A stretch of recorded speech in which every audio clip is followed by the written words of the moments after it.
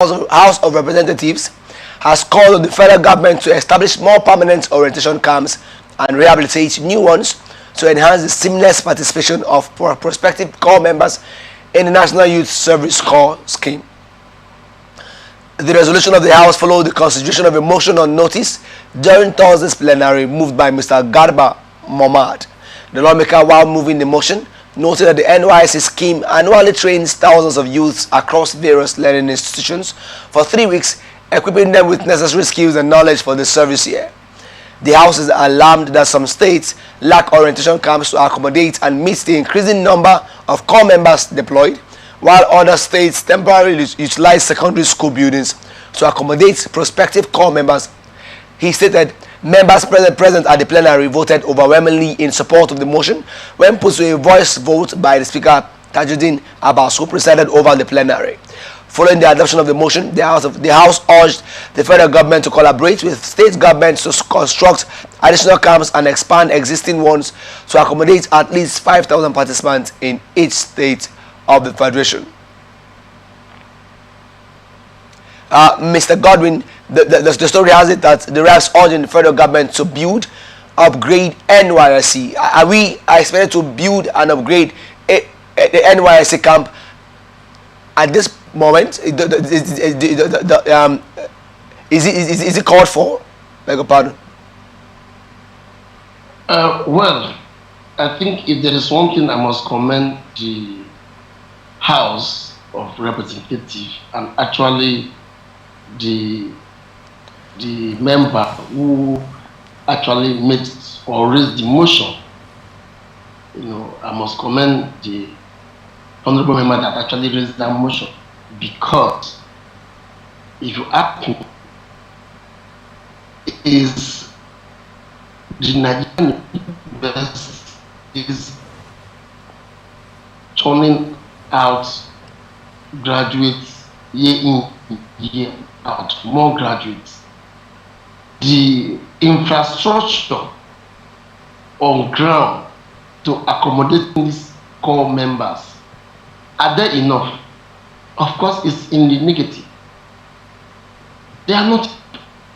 You go to the respective of various campgrounds, Nysc campgrounds, and you see the level of deploy. How in a very deplorable state, the infrastructure there. So you agree with me that the current infrastructure, when it comes to Nysc orientation camping, is nothing to write home about. Not to talk of adequacy when it comes to numbers. So you see, like you just read, some states or some camps have to make do with or use secondary school premises or facilities. It's never enough.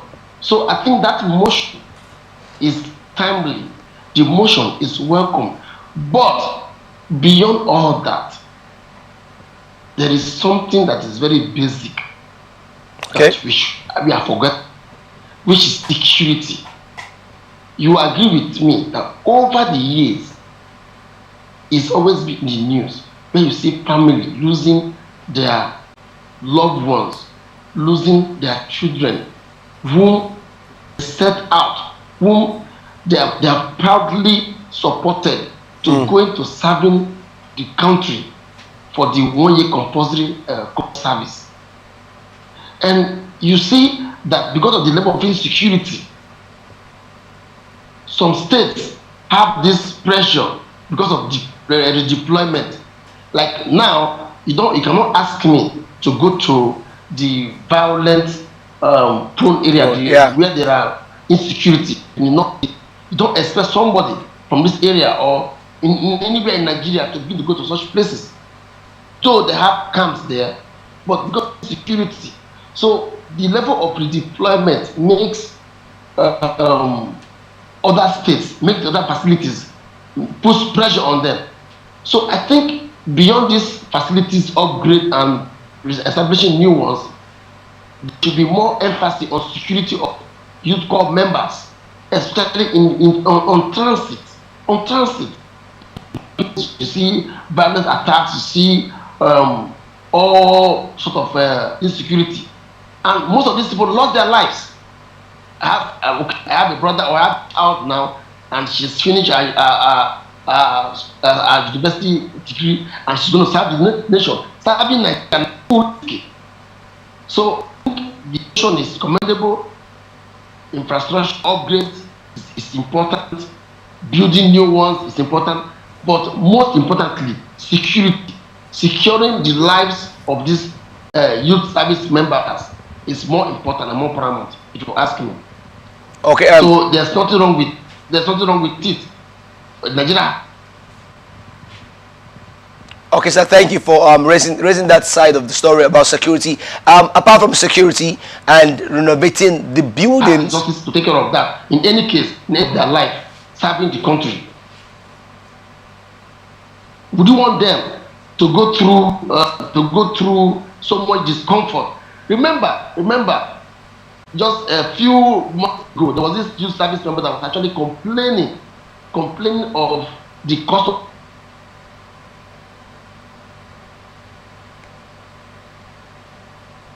of living. I think she was actually threatening, or a whole lot is holistic beyond the youth, the camp, beyond the infrastructure. I think the welfare of the youth service member is also important.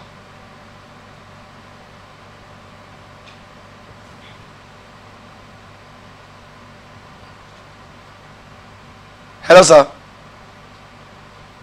Yes, I'm with you.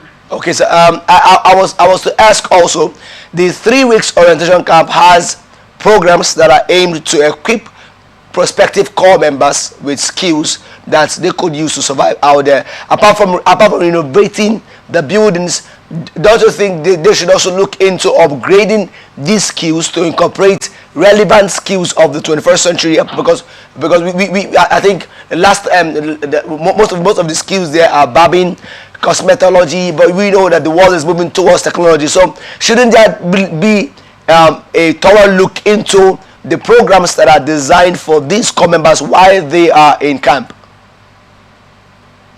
Well, I think it should be all inclusive, because if you're actually upgrading infrastructure, you're upgrading the camps and facilities, I think it's also important. It's also important to take note or take cognizance of the fact that what they do in these camps matters a lot.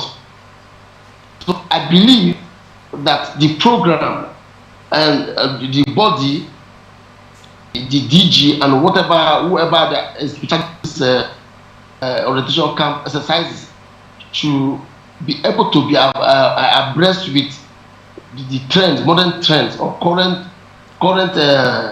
innovations, to actually upgrading the skill set of the service members.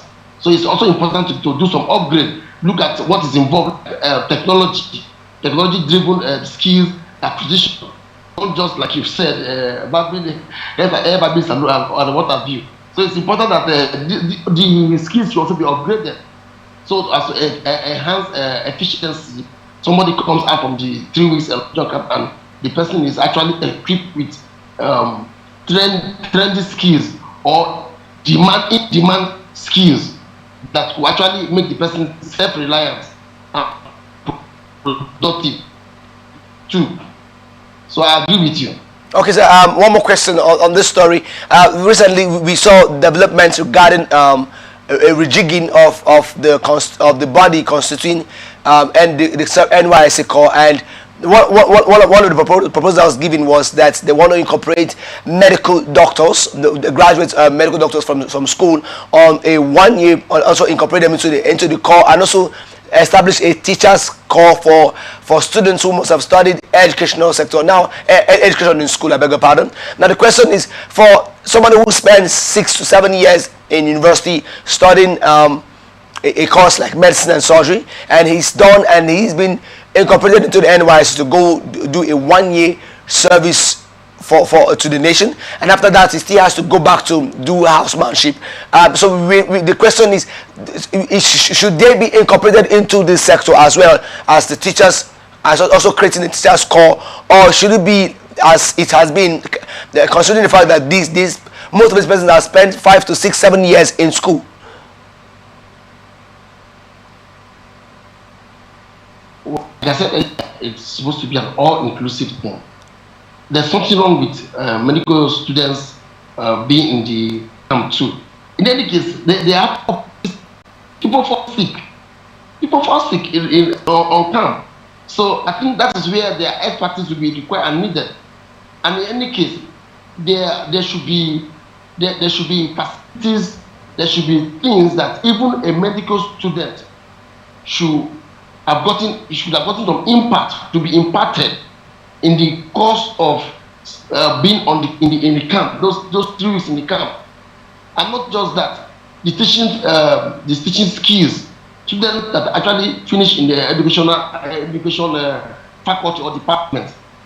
I think whatever that is required doing, whatever that is important, whatever that is needful to be done to upgrade, to impact, and to help the living standard of these service members, corps members, when they finish this 1 year compulsory program.